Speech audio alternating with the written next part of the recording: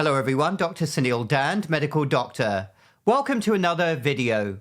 I want to share with you in this video a rather interesting statement which was made by one of the leading physician societies in the United States. I'm talking about the American College of Physicians. They are an utterly terrible organization.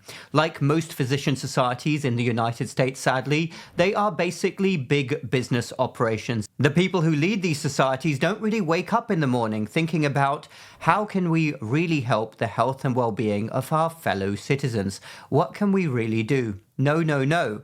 All you need to do is go to any of their conferences, look at any of their publications, and you will quickly see where all of their funds are coming from. Big business, especially big pharma. So of course we know where their loyalties are going to lie. And of course we know that most doctors, sadly, they fall in line and they join these societies and they do whatever their societies tell them to do. It is a huge impediment to the improvement of the health and well-being of the population, and these organizations must be called out. Nevertheless, when anything happens which they don't perceive to be right, they are the first to jump on the moral bandwagon, trying to take the moral high ground. And I want to share with you a recent piece which was published all about their reaction to the current political situation. Take a look at this. So this was published on the website Kevin MD, which is social media's leading physician voice. So I have to say, Kevin MD, nothing against the founder, Dr. Kevin Poe, because I think he's a decent guy, but Kevin MD is just about the most depressing site you could ever go to. If you ever want to see a bunch of moaning, whining physicians who are depressed with the state of medicine, who just want to moan rather than actually take positive steps to improve the situation and, more importantly, address the root cause issues of why we have a health crisis, go to Kevin MD and read their articles. Anyway, I want to share with you what was recently published on this website. So here we have a statement from the American College of Physicians themselves. Doctors grounded in our oath must act now more than ever. Well, that seems like a very dramatic statement. Let's see what this is all about. The American College of Physicians, I would have thought they don't really know anything about the Hippocratic Oath because we know where their loyalties lie, but they're jumping all over the oath now. So let's take a look. In this time of change, it seems appropriate to take a step back and reflect upon the oath we took when we graduated from medical school. Here's the version we use at the Illinois College of Medicine, which is in use at many medical schools around the country. So here they are, taking the moral high ground, wanting to recall what their oath is to serve patients. Let's take a look at what they have to say. I solemnly pledge to dedicate my life to the service of humanity. The health and well-being of my patient will be my first consideration. Well, we have a metabolic health catastrophe, and we all know that the leadership at the top really doesn't want to focus on root causes. They are more concerned about putting people on maximum doses of pills and injections. So I don't know if they're really concerned about the health and well-being of the patients they serve. Let's read on. I will respect the autonomy and dignity of my patient. I will maintain the utmost respect for human life. Well, that's interesting because we saw during the pandemic that these people had little respect for autonomy or dignity. These were the people who were all for these strict hospital rules, making people die alone needlessly in a hospital bed. How many people, and families rather, had horrible, tragic experiences with regards to this human rights violation? What about the human rights violation of putting forward mandates, coercing people under threat of losing their job or not being able to travel? That doesn't seem like respecting dignity and autonomy to me. I will not permit considerations of age, disease or disability, creed, ethnic origin, gender, nationality, political affiliation, race, sexual orientation, social standing or any other factor to intervene between my duty and my patient. Oh really? They don't discriminate against all of those factors? Really? Are you telling us the truth? Because we all know the political affiliations of these organizations and their leaders.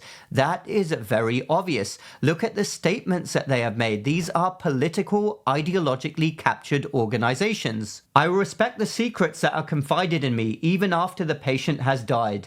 I will practice my profession with conscience and dignity and in accordance with good medical practice. That's interesting. Good medical practice, hey? Look at what's happening to healthcare all around the country. Where is the good medical practice? Millions of people can't even receive any medical practice, let alone good medical practice. I will foster the honor and noble traditions of the medical profession. I will give to my teachers, colleagues, and students the respect and gratitude that is their due. Well, as for students, those of us who have followed this situation for some time know the types of students that are deliberately accepted. It's almost as if there is a political prism.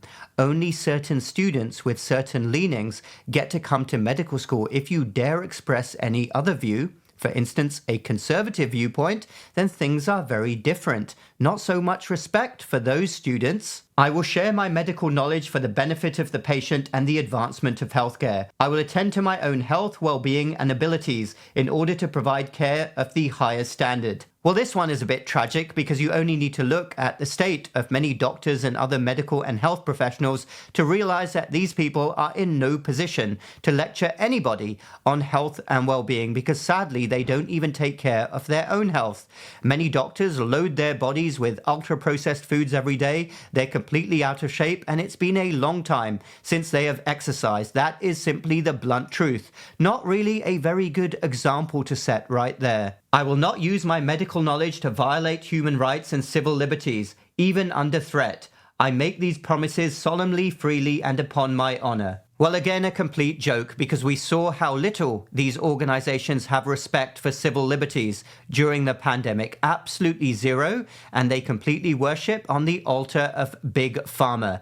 That is how these organizations work. Why is this oath so important, especially today? Well, this is the point at which they go into their rant, which is, of course, very political. They are talking about the federal actions and the actions at the NIH, the National Institutes of Health, one of the nation's crown jewels. And then they express some concerns at interference with the CDC and the fact that the United States wants to withdraw from the World Health Organization, an organization that many would say is politically captured and completely corrupted. Well, really, this is getting difficult to read in terms of its sheer hypocrisy. They then take the moral high ground again. Look at this. How each of us responds and what we do will be personal. Some will choose to hunker down. Others may join professional societies. Professional societies, what a joke. It may mean taking a break from the news. It may mean calling congressional offices. And they call on everybody who's utterly depressed with the situation to support each other. So there you go. Can you see the utter hypocrisy of physician leadership? This is the major medical society in the United States, and it's very obvious. It's completely ideologically captured. It is just about as political as you can get. And they have the nerve to make a statement like this, to argue against very valid things that are happening because our organizations for far too long, like the CDC, NIH, not to mention the WHO, have done very questionable things, and they are completely loaded up with conflicts of interest. So how dare anybody try to change the situation? You can totally see here the loyalties and the agenda of the people who are at the top of medical leadership. And this again, and I know I've said it many times, is a big impediment to change. I don't think even people in the government realize how much resistance they are going to meet for positive change from people with an MD after their name. If it was up to me, I would completely drain this swamp. We have the wrong leadership. We need to get them out, and we need to ban every single physician society from accepting anything more than $50 a year. Yes, you heard right. $50 a year from any big business interest. Do that and you will see things change very quickly. These are utterly disgraceful organizations and we need to clean them up if we want things to truly improve, if we want the country to be healthy. Thanks everyone for watching. Dr. Suneel Dhand. Feel free to leave a comment down below. I enjoy hearing from all of you. Check the links in the description down below for my website and all the other work I do. Hit the like button if you like this video and the subscribe button for more similar videos in the future. We will speak again very soon.